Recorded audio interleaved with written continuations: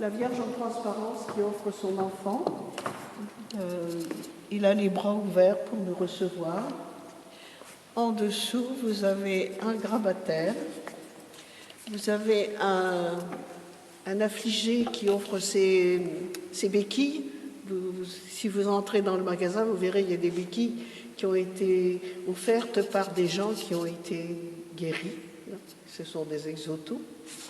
Et puis une dame qui offre son enfant, puisque on vient voir Notre-Dame de Liesse, les femmes stériles viennent voir Notre-Dame de Liesse pour avoir des enfants.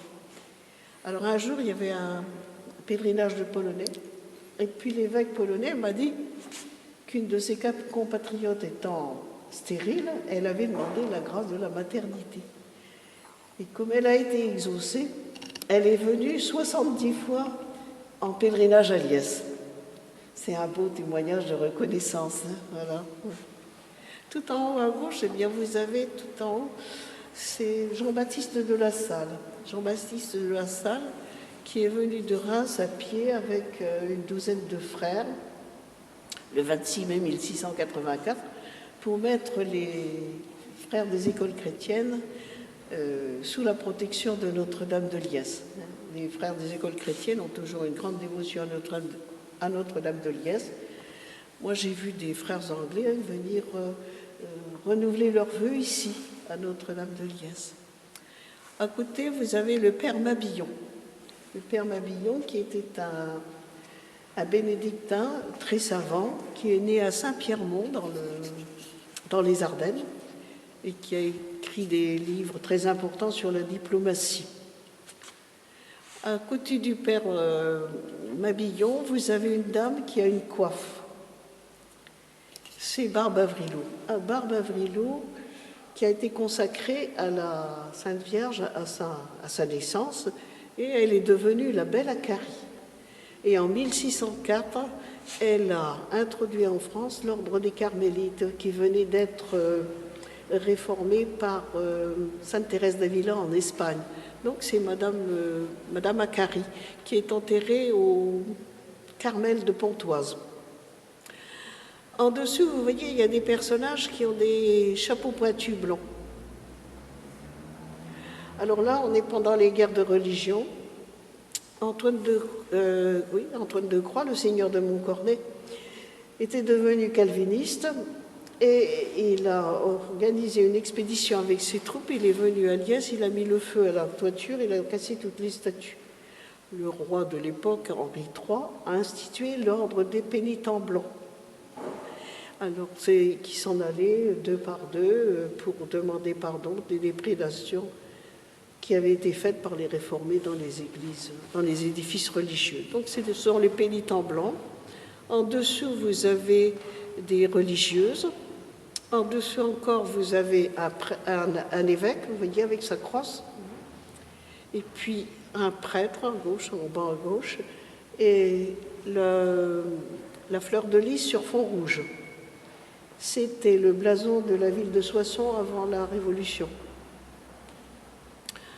Tout en haut à droite, vous avez Monsieur Ollier. Monsieur Ollier qui a fondé l'ordre de Saint-Sulpice. Alors, un jour qu'il avait un sermon très important à faire, il a perdu le fil de ses idées. Il a prié Notre-Dame de Liesse et son sermon s'est déroulé sans problème. En dessous de Monsieur Ollier, vous avez un personnage qui est à genoux, vous voyez.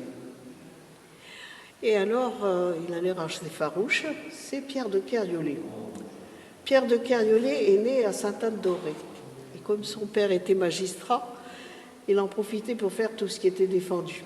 Il était blasphémateur, adultère, débauché. Il faisait ses débauches à Rennes et à Paris. Un jour, il lui a pris la fantaisie de se convertir à l'islam. Il est parti pour la Mecque. En cours de route, il s'est fait prendre par des brigands. Et là, il a eu peur. Il a dit « Notre-Dame de Liesse, si je suis libéré, je vais me convertir ». Pierre de Kergolay a été libéré, il ne s'est pas converti du tout. Il a recommencé ses débauches à Rennes et à Paris. Et à l'époque, il y avait des religieuses à Loudun que l'on disait posséder du démon. Alors, on avait procédé à des exorcismes. Pierre de Kergolay est allé à l'exorcisme des religieuses de Loudun. Et en sortant de là, il a rencontré Satan lui-même, qui lui a reproché de ne pas faire assez de mal et puis d'être trop bien avec Notre-Dame de Liesse. Alors Pierre de Kergolay a réfléchi. Il a donné son château pour en faire un hôpital. Il est venu à Liesse, il est resté 9 jours en prière. Il est retourné chez lui et il a donné tous ses biens aux pauvres. Alors son évêque s'est dit, Pierre de Kergolay a changé de conduite. Il est venu le trouver et il lui a dit, mais le bon Dieu veut plus que ça de toi. Tu vas faire tes études et tu vas devenir prêtre. Et c'est ainsi que ce voyou de Pierre de Kergolay est devenu prêtre et qu'il a passé le restant de ses jours à faire des pénitences et des pèlerinages pour demander pardon des fautes de sa jeunesse. Alors il est né en 1602. En 2002, à Sainte-Anne-d'Auray, on a fêté le 400e anniversaire de Pierre de Kergolay et un quart de Bretons est venu à Liesse prier sur les pas de Pierre de Kergolay. Voilà, c'est comment dirais-je, c'est la conquête de Marie. Voilà. Alors en dessous de Pierre de Kergolay, vous voyez, il y a des personnages qui ont des casquettes. Vous voyez l'ancêtre de droite. Hein. Alors là, nous sommes après la guerre de 1870, la France est en ruine. Alors le comte de la Tour du Pin, dont le blason est ici, Albert Demain, le monsieur Armel, un industriel de Reims, et le père Dehon se sont dit il faut faire quelque chose pour les classes laborieuses. Ils sont allés trouver le pape Léon XIII à Rome, qui a, comment dirais-je, qui a institué l'encyclique Rerum Novarum, c'est-à-dire les lois sociales de lui. Voilà. Et eux, ils ont institué les cercles catholiques ouvriers. Et le 17 août 1873, le comte de la Tour du Pin, Albert Demain, M. Armel, c'était à Varmeryville, M. Armel, hein, voilà. M. Armel et le père Dehon sont venus passer la journée en prière à Liesse avec 2500 ouvriers. Donc vous voyez, ce sont les ouvriers, des cercles catholiques ouvriers. En dessous, vous avez le comte de la Tour du Pin, Albert Demain. En bas à gauche, vous avez le blason de la famille Demain.